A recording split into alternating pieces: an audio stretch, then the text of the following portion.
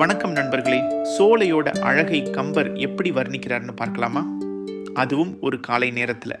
குயில் இனம் வதுவை செய்ய கும்பிடை குனிக்கும் மஞ்ஞை அயில் விழிமகளிர் ஆடும் அரங்கினுக்கு அழகு செய்ய பயில் சிறை அரச அன்னம் பல்மலர் பள்ளி நின்றும் துயில் எழ தும்பி காலைச் செவ்வழி முரல்வ சோலை. எப்படி இருக்கு பாட்டு? ஒரு சினிமா பாட்டு மாதிரி அழகா காட்சியை கண் முன்னாடி கொண்டு வருதில்ல? சரி, இப்ப நம்ம பாட்டுக்குள்ள போவோம். குயில் இனம் வதுவை செய்ய, குயில்கள் எல்லாம் கல்யாணம் பண்ணிண்டு ஒரே குதூகலமா இருக்குதாம். வதுவைனா கல்யாணம்.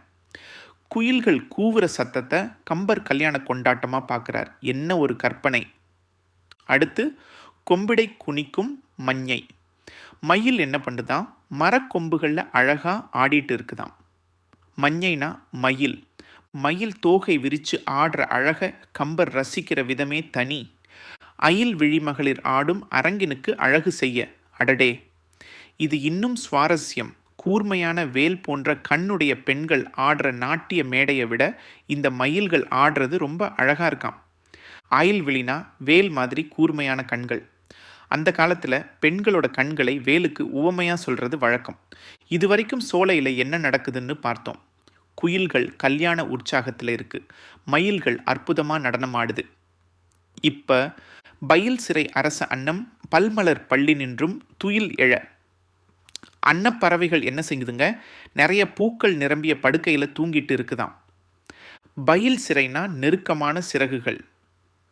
பல்மலர் பள்ளினா நிறைய பூக்கள் உள்ள படுக்கை.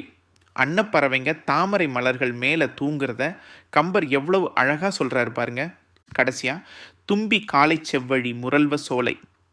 தும்பி, அதாவது வண்டு, என்ன பண்ணுது? காலை நேரத்தில் செவ்வழி பண்ணை இசைக்கு தான். பொதுவாக காலை நேரத்தில் பூபாலம் ராகம் பாடுவாங்க. ஆனால் இங்கே வண்டுகள் தேன் குடித்த மயக்கத்தில் மாலை நேரத்தில் பாடக்கூடிய செவ்வழி பண்ணை பாடுதுங்க.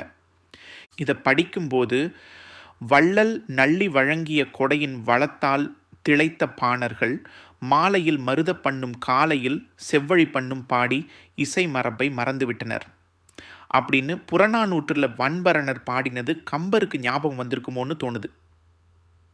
ஆக கம்பர் இந்த ஒரு பாட்டில் ஒரு அழகான கால நேரத்து சோலையோட முழு அழகையும் நம்ம கண் முன்னாடி கொண்டு வந்து நிறுத்துறாரு. குயில்களோட கல்யாணம், மயில்களோட நடனம், அன்னப்பறவையோட தூக்கம், வண்டுகளோட இசைன்னு எல்லாத்தையும் ஒன்றா இணைச்சு ஒரு அற்புதமான காட்சியை கொடுக்குறார். அதுவும் என்ன அருமையான தமிழ்!